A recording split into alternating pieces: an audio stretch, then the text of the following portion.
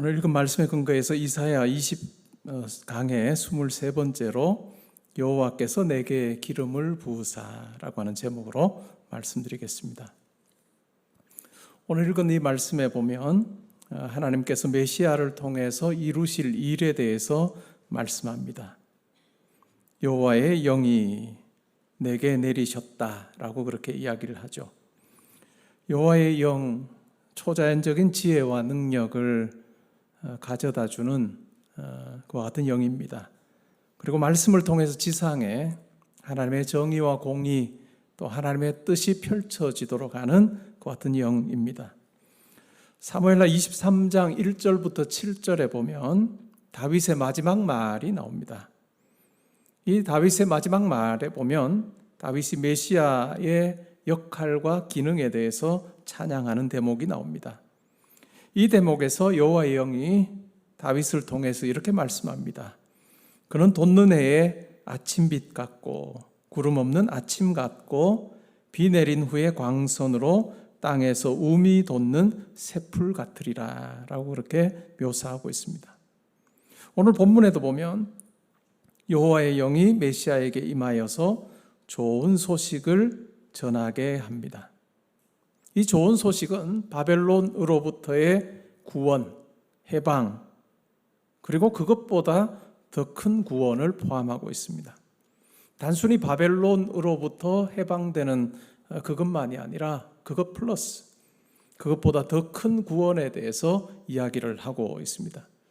우리가 구약의 말씀을 읽을 때는 그 구약의 말씀이 그 당시 상황 속에서 성취된 한 면을 우리가 살펴봅니다.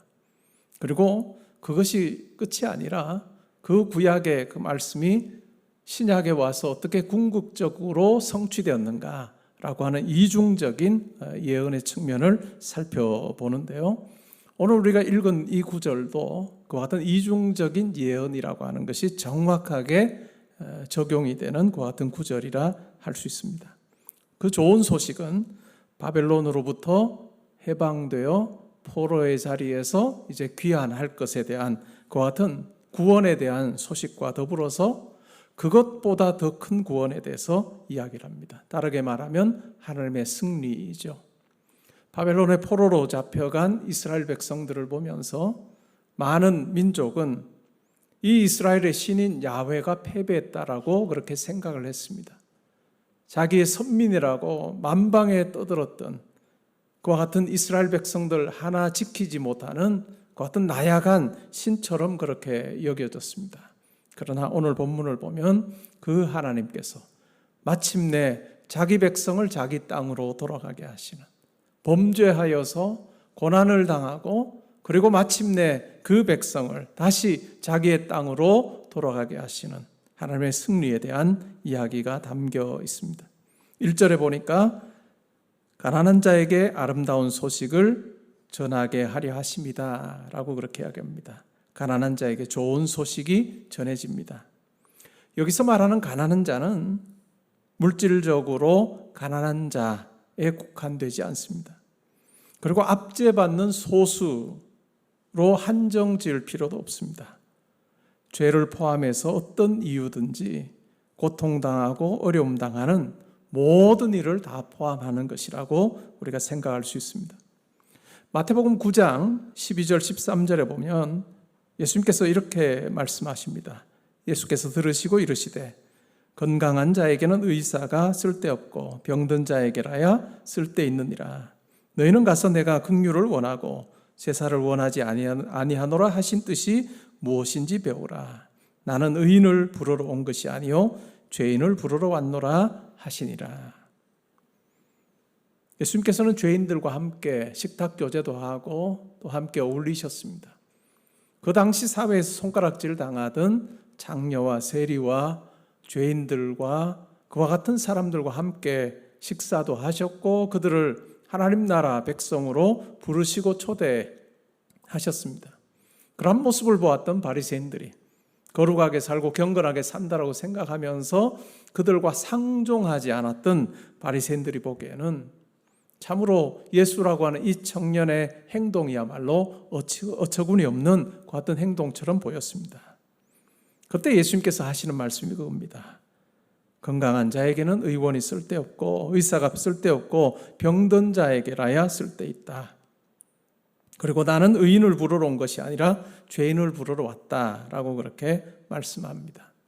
이 말씀의 의미는 바리새인과 서기관들이 말하는 예수님과 지금 상종하는 그 사람들이 죄인이고 예수님께서는 그들을 부르러 왔다라고 하는 의미는 아닙니다. 나는 의인을 부르러 온 것이 아니라 너희들 스스로 의인이라고 생각하는 너희들을 위해서 온 것이 아니다, 이런 말씀이 아닙니다. 이 세상의 모든 사람은 다 죄인입니다. 바리새인들은 본인이 의인이라고 생각하지만 하나님 보시기에는 다 죄인일 수밖에 없는 그와 같은 존재입니다. 그래서 예수님께서 이 땅에 오신 목적은 바로 모든 죄인을 부르기 위해서 오셨다라고 하는 것을 잘 설명해 주십니다. 가난한 자의 삶이 어떨까요? 삶으로 인해서 심하게 피폐해져서 더 이상 애써 보려고 하는 마음마저 없는 사람들일 것입니다. 많은 다양한 중독에 매여서 자유와 해방이라고 하는 그것은 잔인한 신기루에 불과할 것이다 라고 생각하는 사람들일 것입니다. 다시는 하나님의 은총을 경험하지 못할 것이라고 생각하거나 하나님의 의로운 심판이 더 이상 악을 행하는 자들에게는 아무런 쓸모가 없을 것이다 라고 자포자기하는 사람들이 여기에 해당할 것입니다. 그리고 자기의 삶은 죄와 굵은 배옥과 사람을 절망케 하는 무서운 절망 외에 아무것도 없다라고 생각하는 모습으로 살고 있는 사람들이 바로 가난한 사람들일 것입니다. 가만히 살펴보면 우리 모두의 삶에 이와 같은 부분이 있습니다. 그런데 이와 같은 모습으로 살고 있는 우리를 메시아이신 분이 오셔서 싸매고 자유와 해방을 선포하신다라고 하는 내용이 오늘 1절 말씀에 있습니다. 이것은 단순히 바벨론의 포로로 잡혀간 그들에게 자유와 해방을 주는 것이 아니라 속박 가운데 살고 있는, 죄로 인해서 속박 가운데 살고 있는 자들을 자유케 하시겠다라고 하는 하나님의 강한 선언이, 분명한 선언이 이 속에 있습니다. 2절에 보시면 하나님 여호와의 은혜의 해와 우리 하나님의 보복의 날을 선포하여 모든 슬픈 자를 위로하되 라고 이야기를 합니다. 이스라엘 백성들이 왜 바벨론으로 잡혀갔는지 우리는 잘 압니다. 그들의 죄로 인해서. 그들은 선민이지만 선민의 그 모습을 누리지 못하고 그들은 포로가 되어서 이방 땅에서 피폐한 모습으로 살고 있습니다. 그리고 그들이 자랑했던 그와 같은 예루살렘, 시온은 황폐해진 그와 같은 형편에 놓여 있습니다. 이러한 상황 가운데서 그들은 애통해하고 있습니다. 이렇게 애통하고 슬퍼하는 자들에게 메시아가 위로의 말을 전할 것이라고 그렇게 이야기합니다. 그런데 이 위로의 말은 단순히 그 상황에 국한되는 위로가 아니라 그 이상의 위로가 될 것이라고 그렇게 이야기를 하고 있습니다. 이사야서 초반부를 보면 이스라엘 사회에서 지도층에 해당했던 기득권층에 있었던 사독 가문의 사람들의 압제가 소개되고 있습니다. 그런데 이와 같은 사람들을 하나님께서 마침내 그들의 죄에도 불구하고 하나님께서 그들을 받으시는 은혜의 해를 선포하겠다라고 말씀하시는 내용이 나옵니다. 이것이 위로입니다. 하나님 앞에서 범죄하여 타락하고 하나님과 상관없는 것 같은 삶을 사는 자기 백성을 하나님께서 내버려 두지 않으시고 그들을 긍휼히 여기시고 받으시겠다라고 하는 은혜의 해 선포라고 하는 이야기입니다. 이것이 위로의 말씀입니다. 어떻게 이것이 가능할까요? 이것은 바로 여호와 종의 사역으로 인해서 가능합니다. 우리가 예수를 믿고 하나님 백성 되고 하나님의 긍휼을 입은 것도 생각을 해보면 우리가 개인의 차이는 다 있겠지만 우리의 선행으로 우리가 하나님 보시기에 아름다운 모습으로 살아서 하나님의 기준을 충족시켜서 우리가 하나님 백성으로 당당히 인정받는 그 같은 사람은 이 세상에 아무도 없습니다. 하나님 보시기에 우리의 선행이라고 하는 것, 하나님 보시기에 우리가 우리가 잘 살고 못 살고 하는 그 차이는 비행기를 타고 높은 하늘에서 이 땅에 사람을 내려다보는 것과 똑같습니다. 우리가 보기에는 차이가 있어 보이지만 하나님의 그 의라고 하는 그 기준에 생각해 보면 도무지 턱없이 부족한 우리의 모습입니다. 그러한 우리를 하나님께서 구원하신 것은 우리 안에 특별한 뭔가, 다른 사람보다 더 나은 뭔가가 있어서가 아니라 이사야서에서 너무나도 분명하게 이야기하는 52장 13절부터 53장 12절에 나오는 여호와의 종의 사역으로 말미암아 이것이 가능하게 됐다. 우리에게 위로의 말이 전해질 수 있었던 근거가 있다면 우리로부터가 아니라 이 여호와 종의 사역으로 말미암아 가능했다. 우리가 고난주일에 묵상하는 우리를 대신하여 매를 맞고 찢기고 질고를 당하는 그와 같은 이 여호와의 종의 대속적인 그와 같은 고난을 통해서, 다르게 말하면 더 구체적으로 예수의 십자가에서의 고난을 통해서 우리가 이 위로의 말씀을 마침내 듣게 됐다라고 하는 것을 기억할 필요가 있습니다. 메시아가 바로 이와 같은 말씀을 하신다라고 하는 이야기를 2절에 합니다. 3절에 보니까 무릇 시온에서 슬퍼하는 자에게 화관을 주어 그 죄를 대신하며 기쁨의 기름으로 그 슬픔을 대신하며 찬송의 옷으로 그 근심을 대신하시고 그들이 의의 나무 곧 여호와께서 심으신 그 영광을 나타낼 자라 일컬음을 받게 하려 하심이라 라고 이야기합니다. 시온에서 슬퍼하는 자들을 위로합니다. 가장 나쁜 것 대신에 가장 좋은 것을 약속하고 있습니다. 머리에 죄를 뒤집어 쓰고 굵은 베옷을 입고 영혼이 절망에 짓눌린 채 슬퍼하는 자의 모습에서 아름다운 화관을 쓰고 값비싼 향기가 나며 찬송의 옷을 입고 잔치에 나아가는 사람으로 그 모습이 변하게 될 것에 대한 이야기를 합니다. 그러면서 의의 나무는 하나님께서 심으신 것이다 라고 이야기합니다. 나무라고 하는 것이 가지는 의미가 뭘까요? 시편 1편 3절에서 이야기하는 것처럼 안정성과 넉넉함입니다. 이사야서 1장 29절부터 31절에 보면 우리 자신을 의지하면 우리가 아무리 강하여도 소진하지만 우리의 연약함과 우리의 형편과 처지를 인정하고 하나님을 의지할 때 비로소 하나님이 자신의 아름다움을 주신다라고 하는 말씀입니다. 이것이 바로 우리가 믿는 하나님에게서 발견하는 역설입니다. 하나님의 영광이 우리 안에 반사될 때 우리는 아름다워진다라고 하는 메시지를 오늘 들려주고 있습니다.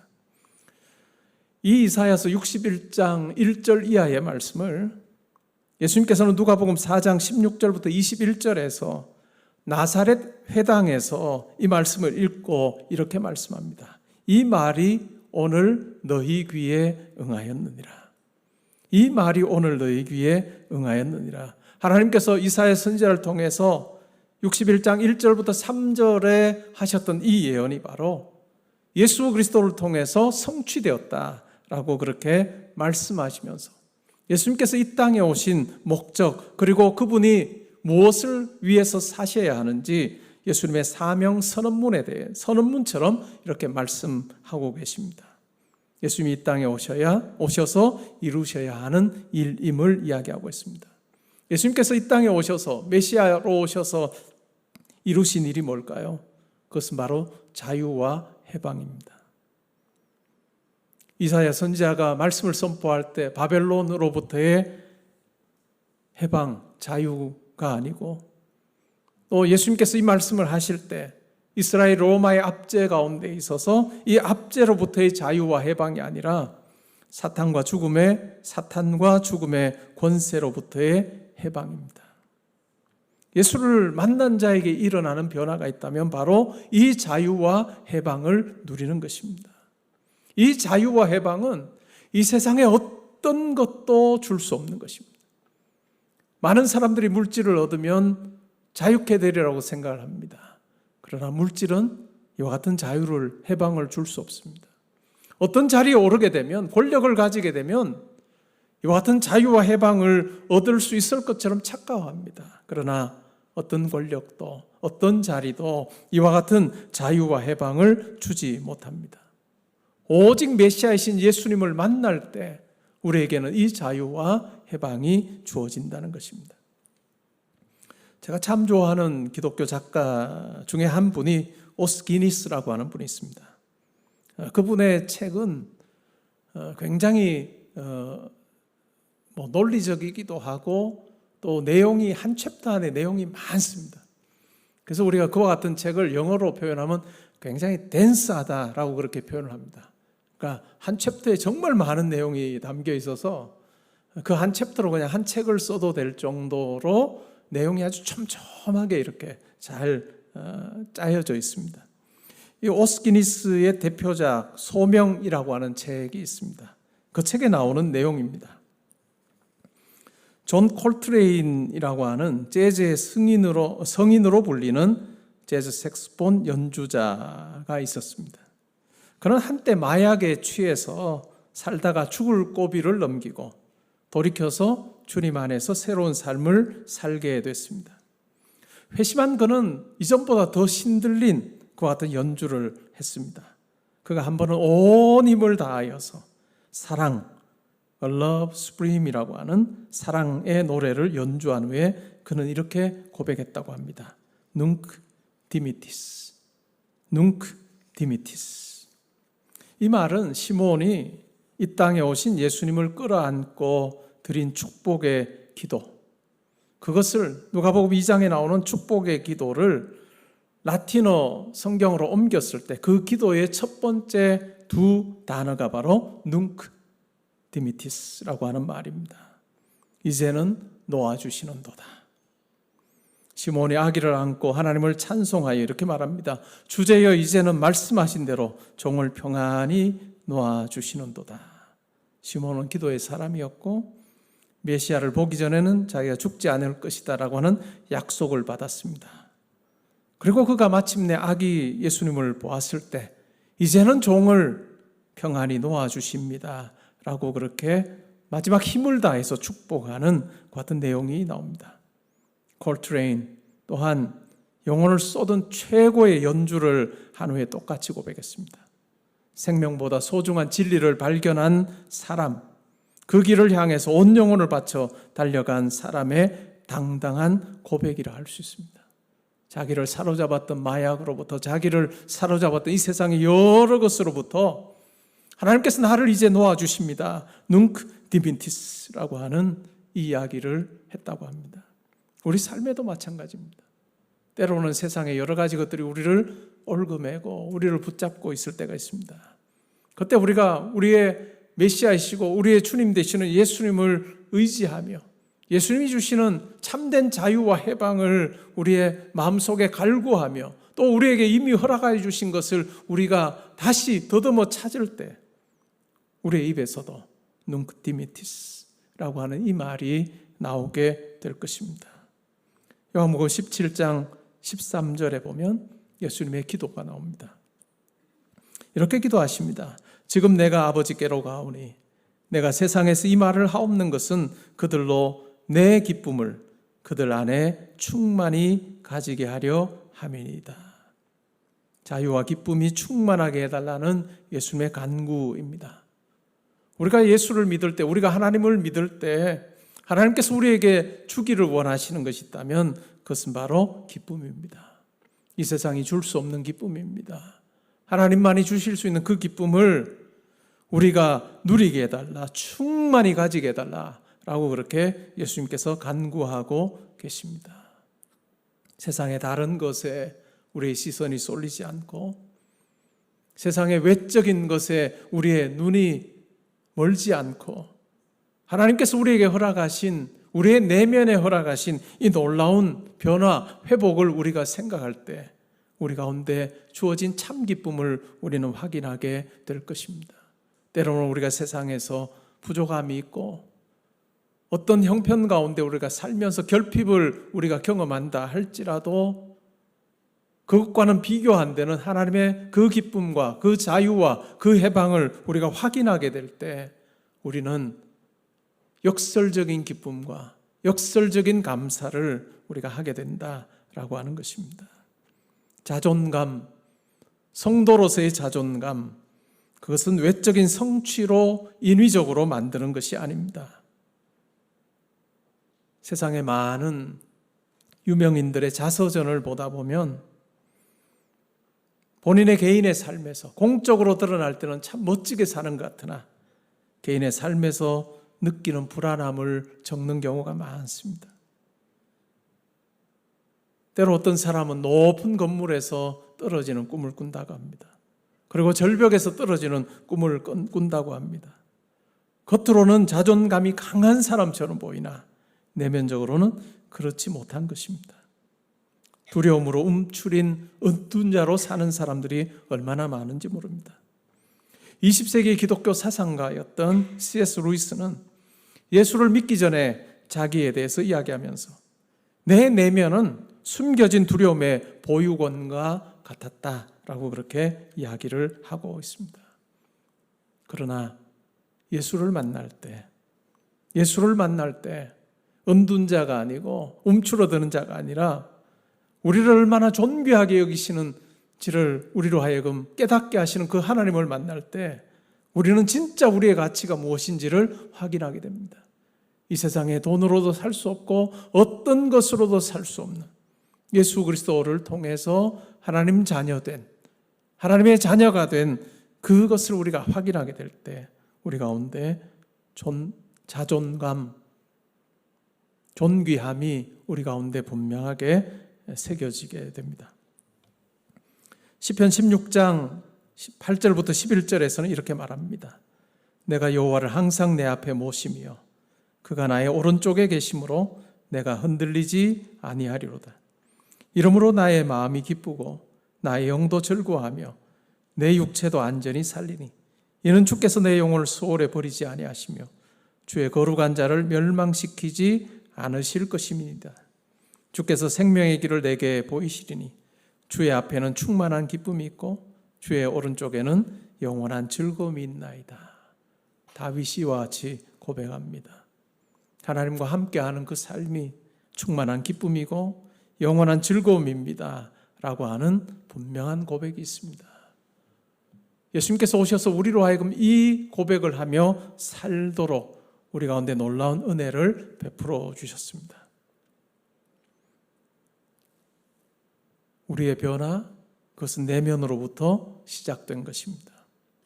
히브리서 9장 14절에서는 이렇게 말합니다. 하물며 영원하신 성령으로 말미암아 흠없는 자기를 하나님께 드린 그리스도의 피가 어찌 너희 양심을 죽은 행실에서 깨끗하게 하고 살아계신 하나님을 섬기게 하지 못하겠느냐. 우리의 영이 죽어 온 우주 만물을 창조하신 하나님을 알지도 못한 그와 같은 형편에 우리가 놓여 있을 때 그와 같은 우리를 살리기 위해서 하나님께서는 자기 아들을 내어주셔서 우리를 대신하여 하나님 앞에 온전한 제사, 제물이 되게 하여 주심으로 그분의 피가 우리의 내면을 깨끗하게 씻어서 우리의 영이 살아나고 우리의 양심이 살아나서 살아계신 하나님을 보는 자가 되게 하시고 또한 그 하나님을 기쁘시게 하고 섬기는 자로 살게 하신 놀라운 변화가 있었다는 것을 우리가 기억할 필요가 있습니다. 예수 믿는 우리 성도에게 일어난 이 놀라운 변화, 그것을 항상 확인하기 위해서는 내 내면을 살펴봐야 됩니다.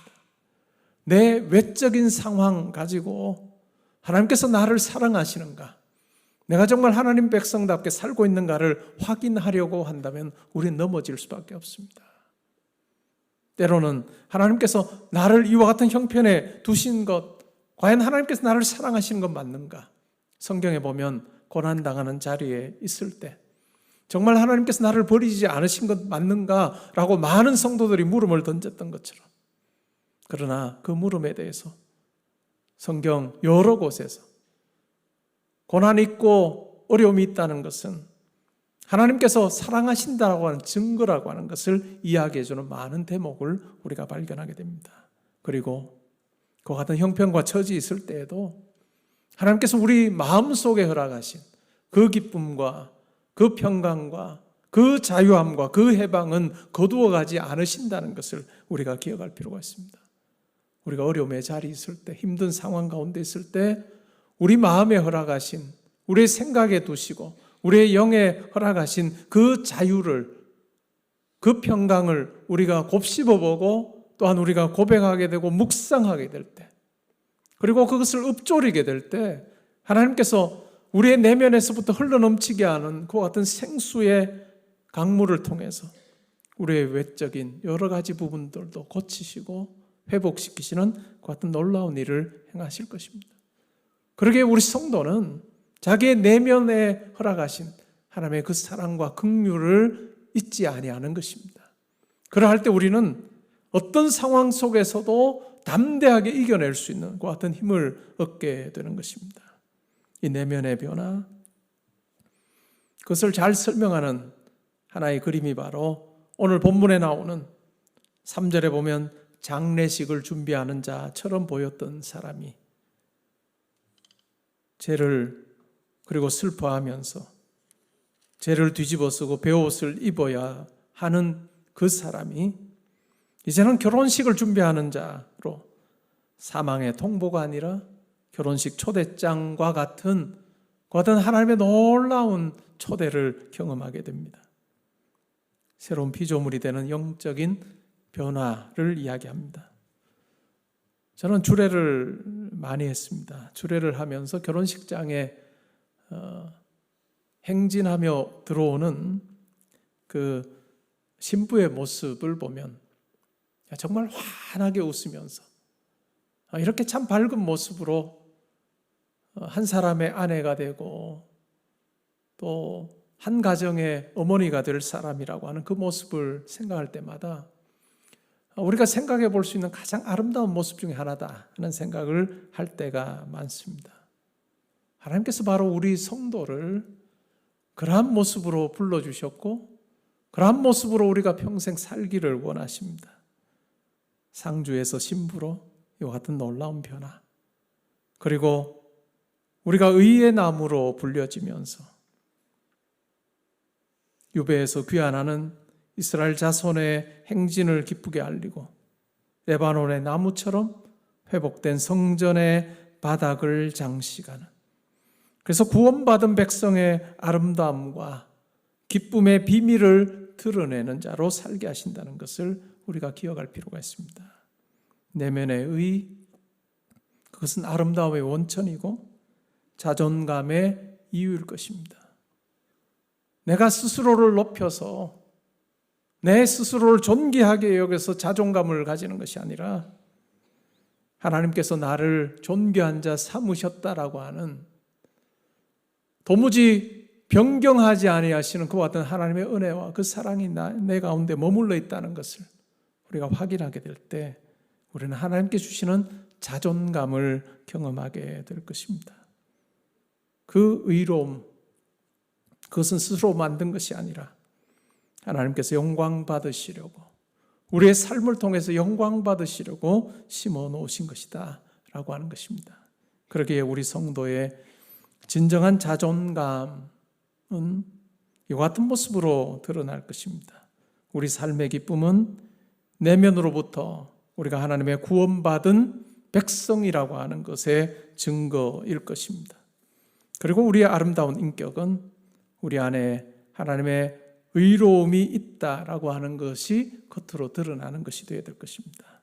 그리고 우리 영광은 우리 안에 하나님께서 영광 받으신다라고 하는 분명한 확신으로 우리 가운데 고백되어야 할 것입니다. 사랑하는 성도 여러분, 하나님 자녀로 사는 이 영광스러움을 여러분 어떤 형편에 있더라도 여러분 잊지 마시고 또 잃어버리지 마시기 바랍니다. 예수 그리스도 안에서 하나님께서 여러분들에게 주신 이 세상이 빼앗을 수 없는 참된 자유와 평안을 누리는 그와 같은 삶을 살면 좋겠습니다.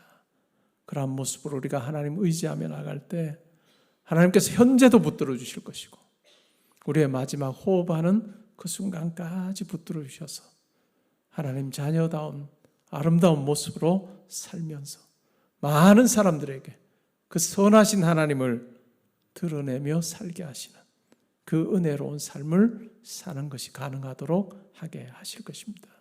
우리가 그렇게 살다가 하나님 부르시는 그날 하나님 앞에서 우리 모두 다 칭찬 듣기를 주님의 이름으로 축복합니다. 아멘.